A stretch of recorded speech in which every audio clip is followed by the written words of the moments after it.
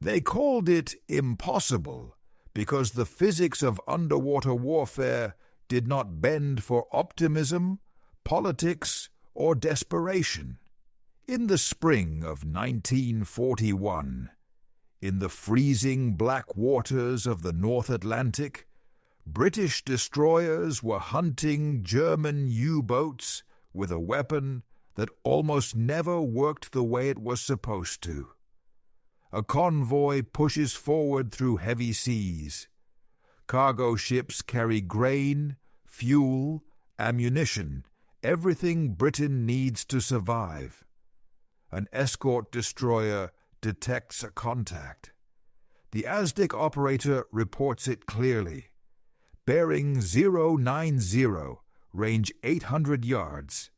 The captain orders full speed ahead, 700 yards, 600, 500. The sonar returns grow sharper as the destroyer closes in. 400 yards, 300. Then the contact disappears. Not because the submarine is gone, because it is too close. The sonar beam cannot track targets directly beneath the ship.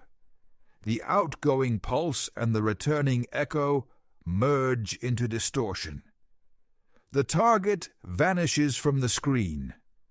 What follows is known as blind time, the most dangerous 90 seconds in naval warfare.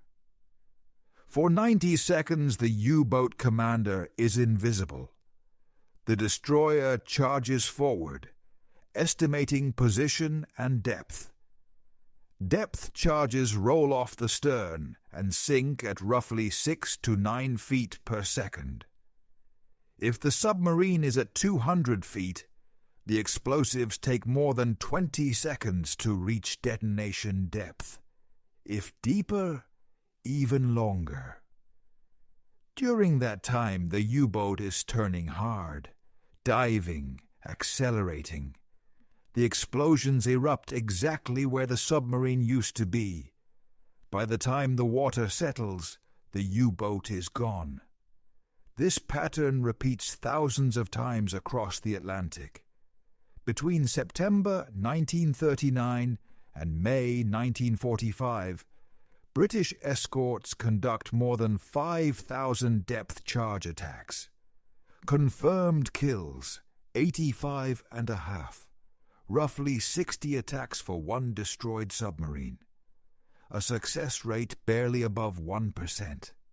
The U-boats are winning. And that is why the phrase, "his weapons sank 47 U-boats," once sounded absurd. Because nothing in the mathematics of the Atlantic suggested that such dominance was even possible. Britain is an island nation. It cannot feed itself. It cannot fuel itself. Every ton of supply must cross water patrolled by wolf packs.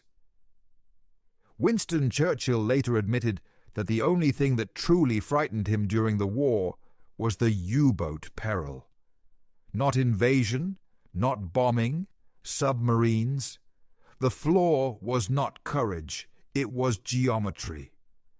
A SDIC projected its beam forward and downward at a fixed angle. Once the destroyer closed to roughly 300 yards, contact was lost. The submarine commander knew this exact moment. He listened to the pings. When they stopped, he knew he had 90 seconds of freedom. 90 seconds is eternity underwater. Depth charges made tremendous noise and spectacular columns of water, but they blinded sonar for 10 to 15 minutes, whether they hit anything or not. Even a complete miss disrupted tracking long enough for escape. Naval officers had understood this weakness since the First World War. No one could solve it. Until a chemist asked a question that sounded too simple. What if you fired ahead instead of behind? The man who asked it was Charles Goodeve, not an admiral, not a career weapons engineer, a physical chemist who studied how light interacts with matter and how the human eye perceives color. By 1940, he had been elected Fellow of the Royal Society, one of the highest scientific honors in Britain. Now war demanded something different from him. Goodeve studied the failure rates. He interviewed captains. He calculated sinking times, detonation delays, maneuvering speeds. The conclusion was brutal but obvious. Attacking blind was the core problem. The solution had to eliminate blind time. If a weapon could be fired forward while sonar contact was still intact, the submarine would never receive its 90 seconds of invisibility. But that meant overcoming 3 massive obstacles. First, a launcher capable of throwing heavy projectiles hundreds of yards ahead without destabilizing the ship. Second, a fuse that would detonate only on contact with a submarine hull, not when striking the water at high speed. Third, a design that would not create underwater chaos if it missed. If it missed, it had to sink silently so sonar could continue tracking. The British military establishment had already rejected similar concepts 3 times over 3 decades. The Spigot mortar, an unconventional launching system, had been dismissed repeatedly as impractical and unreliable. Senior officers told Goodeve the idea was dead on arrival. One even remarked that if God Almighty himself proposed the Spigot mortar, the Ordnance Board would still reject it. But Goodeve did not accept impossible. He proposed firing 24 projectiles simultaneously in a circular pattern ahead of the ship. Each projectile would carry a contact fuse. If it struck steel, it would explode. If it missed, it would sink quietly to the seabed without disturbing sonar. Silence would mean failure. Explosion would mean success. Immediate feedback. Continuous tracking. No blind time. If you appreciate stories about innovations they tried to bury, remember this video is not free. The price is simple. Like, subscribe, and tell me in the comments whether you would have believed this idea could work in 1940. The project received a nickname, Hedgehog. The launcher's upright spigots resembled the spines of the animal.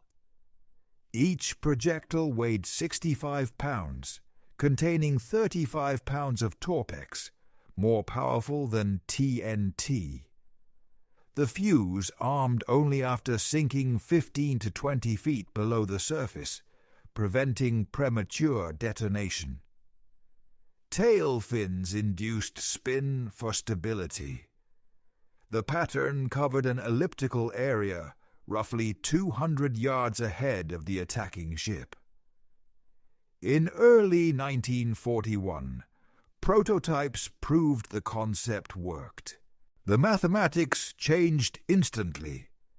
Instead of 60 attacks per kill, early trials suggested 1 kill for every 5 or 6 patterns.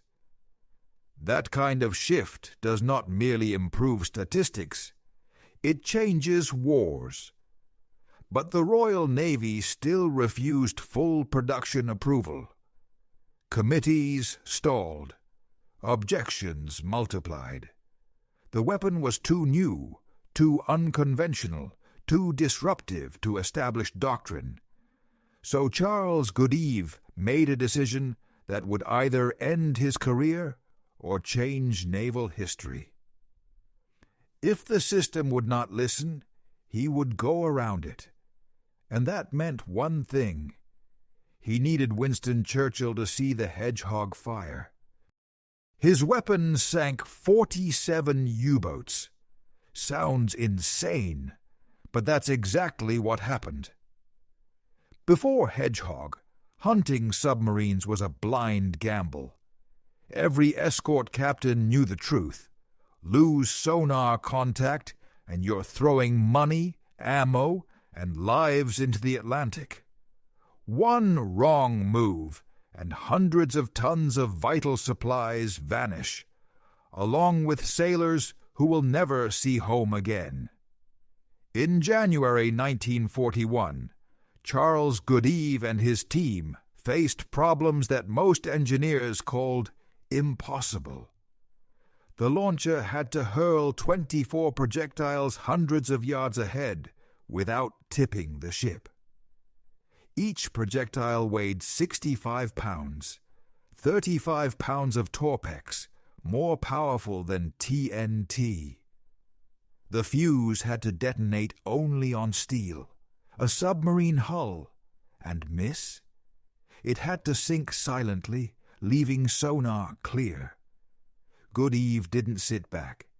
He checked every calculation himself. Trajectory, sinking speed, spin stabilization, impact angle, nothing left to chance. Testing was brutal. Every failure was logged, dissected, and corrected on the spot. Live-fire trials shredded doubts. Projectiles hit exactly where intended. Repeatability was proven.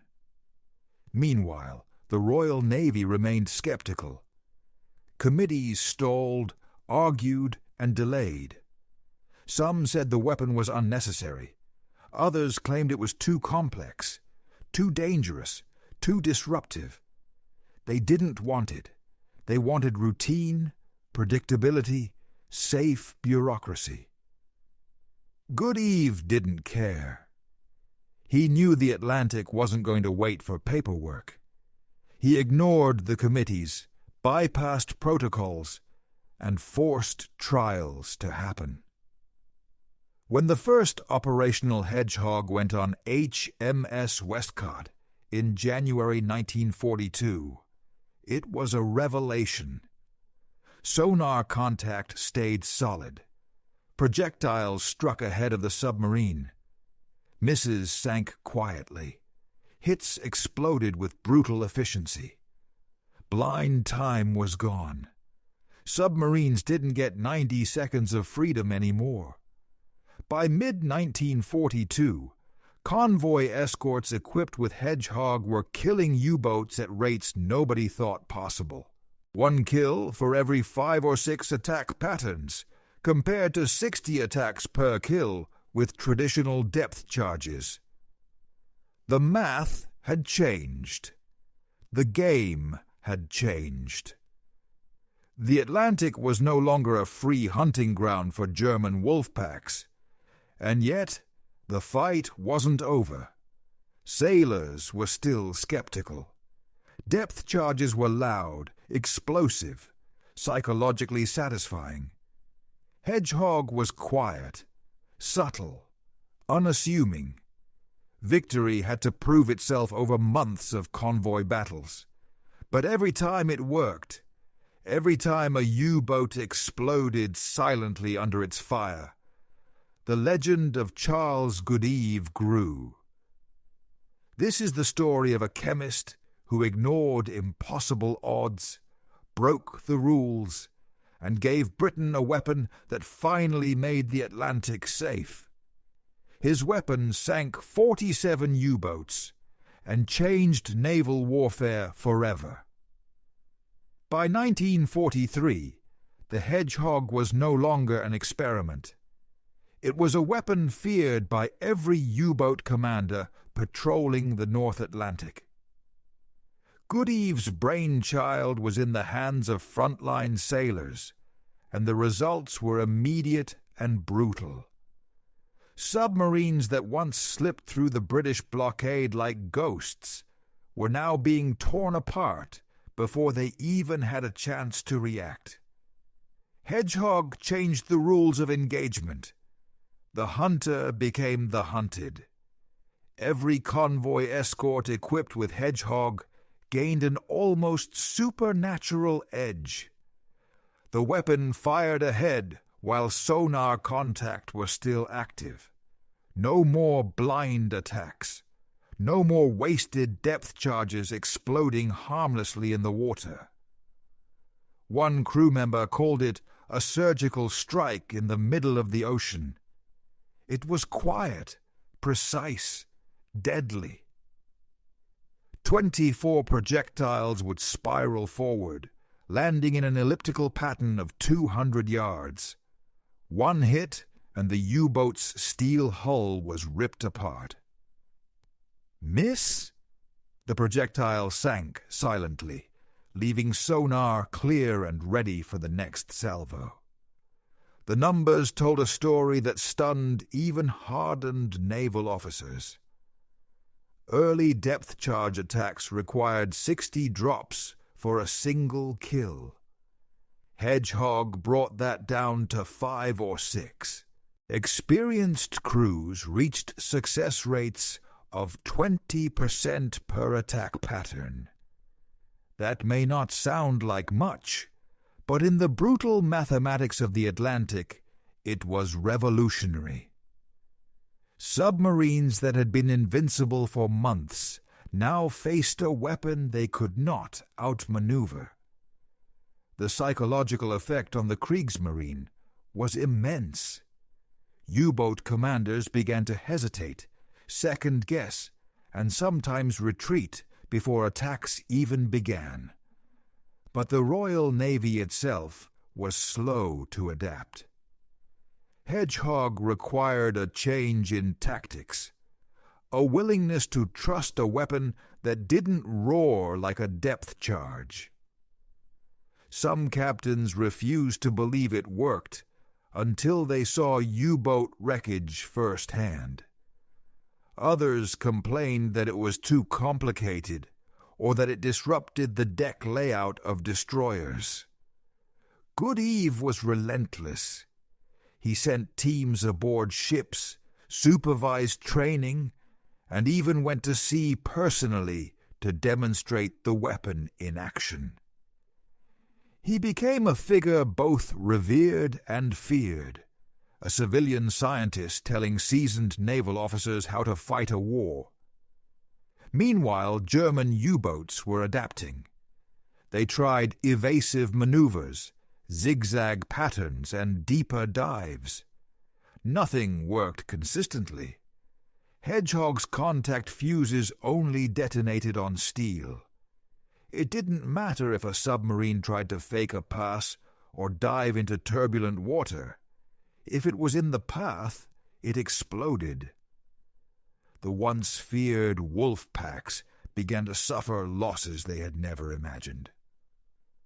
Convoy routes that had been death traps started to see success. Food, fuel, ammunition, everything Britain needed, began arriving more reliably.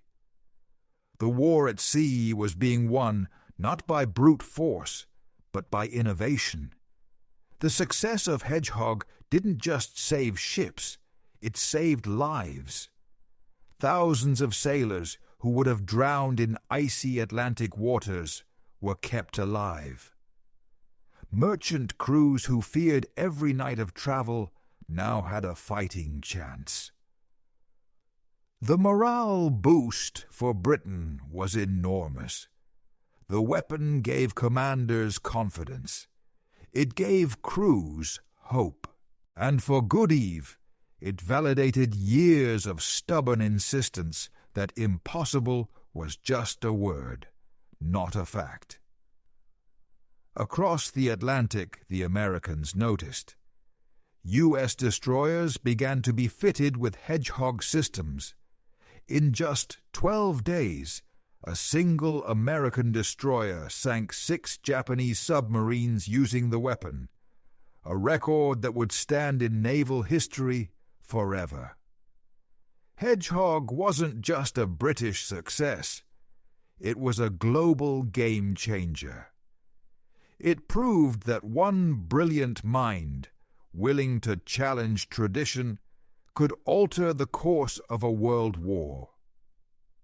By 1944, Hedgehog had become standard equipment on almost every convoy escort in both the Royal Navy and the U.S. Navy. The tactical difference was undeniable. Convoys were safer, supply lines were more reliable, and the U-boat threat, once insurmountable, was steadily diminishing. Charles Goodeve's name became legend. A chemist from Manitoba, a man who had once rigged telegraphs across his street and blown up his friend's attic in experiments, had rewritten naval warfare. Yet the story doesn't end there. Hedgehog symbolized more than just a weapon. It represented the power of persistence, of questioning authority, of refusing to accept the impossible. Goodeve had faced bureaucrats, skeptics, and commanders who refused to believe in him. He had gone over their heads, risked his career, and forced the world to see that innovation, not tradition, would win wars. When the war ended in 1945, Hedgehog had played a crucial role in turning the tide against the U-boat menace. Britain survived. The Atlantic was secured. Goodeve returned to science, honored but never complacent. He continued to innovate, pushing boundaries in chemistry, naval research, and beyond. Hedgehog was more than a weapon. It was proof that the right idea, executed with courage and precision, can change history. From the freezing black waters of the North Atlantic to the corridors of naval power, Charles Goodeve's invention saved lives, saved a nation, and proved that impossible is only a challenge waiting to be solved. The war was over, but the legend of the Hedgehog lived on. Ships that had once depended on brute force now carried the memory of innovation. Charles Goodeve, the chemist who had refused to accept impossible, became a symbol of what daring science could achieve in the theater of war. Admirals who once dismissed his ideas now cited them as a turning point. Hedgehog wasn't just a weapon. It was proof that a single mind could rewrite the rules of an entire battlefield. In post-war Britain, naval officers told stories of convoys where Hedgehog had saved the day, sinking U-boats before they could strike. They spoke in hushed tones about the night attacks, when sonar beams cut through the darkness and 24 spines shot forward, delivering death with silent precision. Sailors remembered the fear that once ruled the Atlantic, and the shock when that fear turned into opportunity. Hedgehog changed not just tactics, but morale. The mathematics of war had shifted permanently. Where 60 attacks were once needed for a single submarine kill, Hedgehog could deliver one kill with 5 or 6. The ratio was staggering. It meant convoys crossed the Atlantic with supplies intact, food for civilians, fuel for tanks, ammunition for soldiers. The war was won not only on land and in the skies, but beneath the waves, where Hedgehog had turned the hunter into the hunted. U-boat commanders, once arrogant and untouchable, found themselves second-guessing every maneuver. The Atlantic had become a different battlefield. Fear replaced confidence. Retreat replaced attack, and every time a Hedgehog projectile sank silently into the black water, it carried with it a message. Innovation could outgun tradition, and even the most disciplined enemy could be undone by a new idea executed flawlessly. Charles Goodeve returned to civilian life, but he never stopped innovating. His work with the Royal Navy was recognized with the highest honors. He had changed naval warfare, but more than that, he had changed the culture of war itself. Officers began to respect ideas that came from outside the traditional command chain. Scientists, engineers, and even chemists were no longer sidelined. They were collaborators, proving that knowledge could be as lethal as gunpowder when applied with vision. The Hedgehog inspired future generations of naval weapons. Anti-submarine warfare advanced rapidly. Sonar technology improved. Torpedoes became smarter. Depth charges evolved into guided munitions. Every innovation carried a bit of Hedgehog's legacy. Attacking blind was no longer acceptable. Precision and forward thinking were king. By the late 1940s, the Hedgehog was standard in fleets around the world. British, American, and Allied ships carried its spines forward into oceans far from the Atlantic. And though the battles it fought were now history, its influence on naval strategy endured. It had proven that a single clever solution could have consequences that rippled across an entire theater of war. Historians would later call it the weapon that changed the war. Charles Goodeve, once a quiet chemist, became a legend. Hedgehog was more than metal and explosives. It was courage in the form of innovation, a refusal to accept the impossible, and a testament to what happens when one man defies convention for the greater good.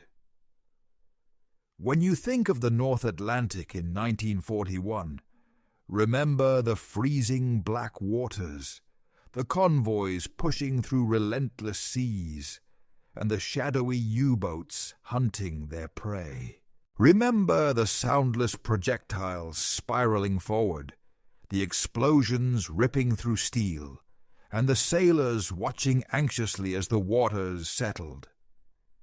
Hedgehog was there, changing history, one strike at a time. Innovation, courage, and a refusal to accept no had turned the tide. And the Atlantic would never be the same.